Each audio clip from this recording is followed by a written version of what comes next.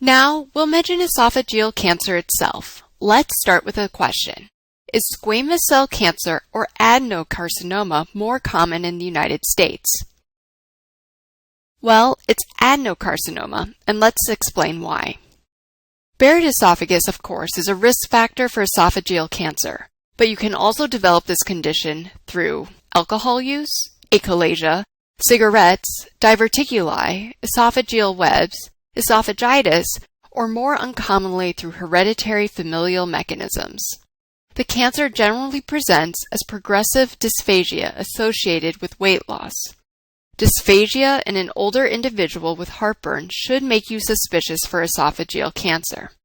And if you see dysphagia in an older person with heartburn associated with weight loss, 100 times out of 100, you're dealing with esophageal cancer. Worldwide, squamous cell cancer is the most common because squamous cells are the usual lining of the esophagus. In the United States, what is the most typical risk factor? Well, in the U.S., the most typical risk factor is Barrett's esophagus from GERD. Once those cells have undergone metaplasia to intestinal columnar cells, the cancer develops from them is adenocarcinoma. GERD is very common in the U.S., and the other causes are increasingly rare. So most cases are adenocarcinoma in the United States. Since Barrett's occurs in the lower region of the esophagus just above the stomach, it's not difficult to see that adenocarcinoma is in the lower 1/3 of the esophagus, while squamous cell carcinoma is generally in the upper and middle 2/3.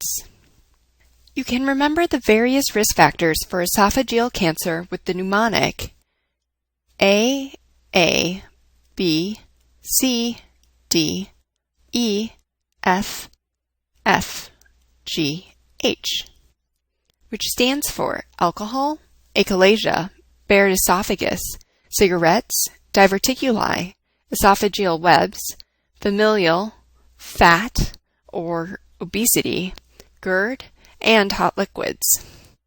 Squamous cell carcinoma risk factors include alcohol, achalasia, cigarettes, and esophageal webs, as well as diverticula. Meanwhile, adenocarcinoma's risk factors include Barrett esophagus, being obese, and GERD. Now, let's discuss gastritis. What's the definition of gastritis?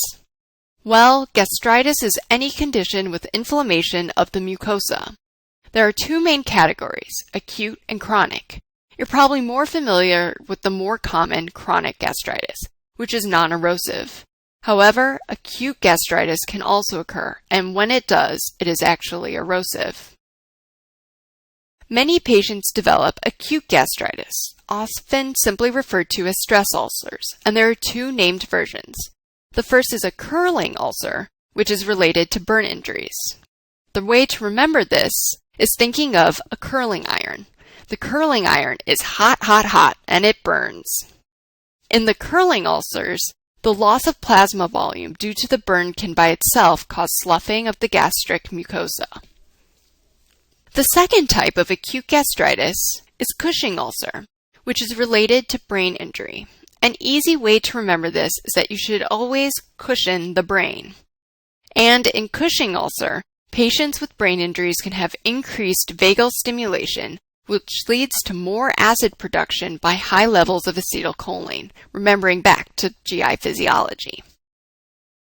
For this reason, most ICU patients are given proton pump inhibitors as part of their daily meds. Now, let's go over the other things that can cause acute gastritis. The other main causes are severe stress, NSAIDs, alcohol, and uremia. Remembering back, what do NSAIDs block production of? Well, they block production of prostaglandin E1. In a patient taking too many NSAIDs, there isn't enough prostaglandin, which is necessary to protect the gastric mucosa.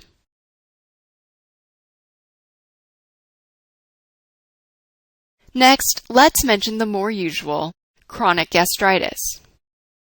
Type A occurs in the fundus and/or body of the stomach. Type A happens to be caused by a number of conditions that start with A: autoantibodies to parietal cells, pernicious anemia, and achlorhydria. Remember, achlorhydria is low production of gastric acid. Type B, affecting the antrum, is really the most common form of gastritis. It is caused by H. pylori and is generally easy to treat with combination antibiotic regimens. If it is untreated, there's an increased risk of malt lymphoma. Remember, malt lymphoma is a form of lymphoma involving the mucosa-associated lymphoid tissue, or MALT. The mnemonic here is just the reverse. The B, bacterium, affects the A, antrum. Interestingly, those that go on to develop malt lymphoma can potentially see an improvement in their symptoms and cancer if they receive antibiotic therapy to eradicate H. pylori. Imagine that. Antibiotics can help cure cancer.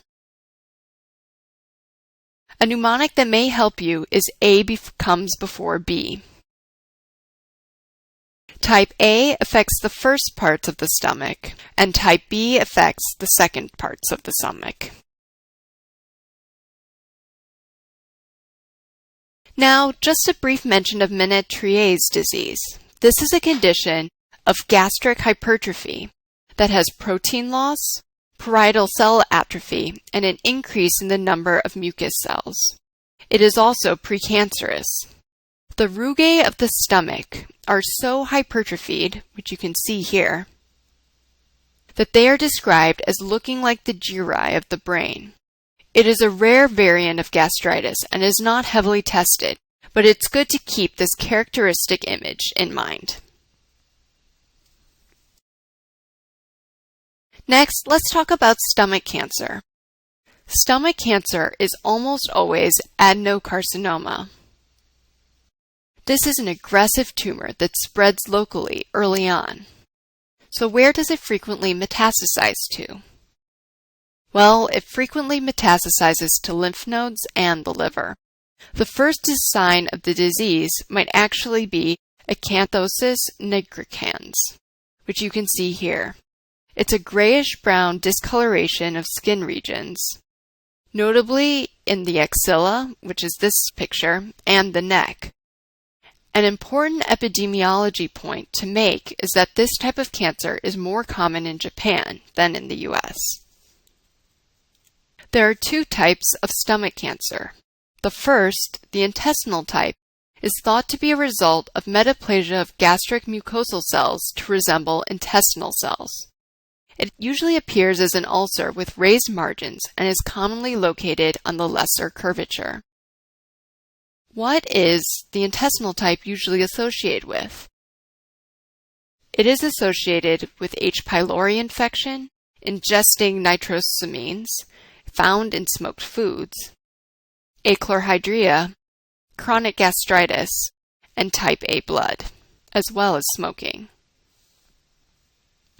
The second type, or diffuse, on microscopy you may see signet cells, which look like rings, which you can see here. And on gross pathology, you might find linitis plastica. What is linitis plastica? Well, it is a thickened, rigid appearance to the stomach lining. This is not associated with H. pylori.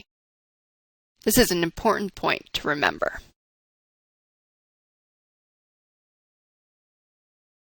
Some frequently tested facts are this image, which is Virchow's node. Virchow's node is involvement of the left supraclavicular node that may be the first sign of disease, which you can see here. This is because the cancer spreads throughout the lymphatic system from the stomach and drains into the thoracic duct, which ends in the venous system at this location. The Krukenberg tumor is when stomach cancer metastasizes bilaterally to the ovaries. Finally, the Sister Mary Joseph nodule near the umbilicus, which you can see here, can be felt subcutaneously and is another common location for stomach cancer metastasis.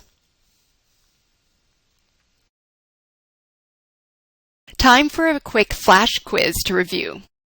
True or false, Menentrier's disease is a precancerous condition?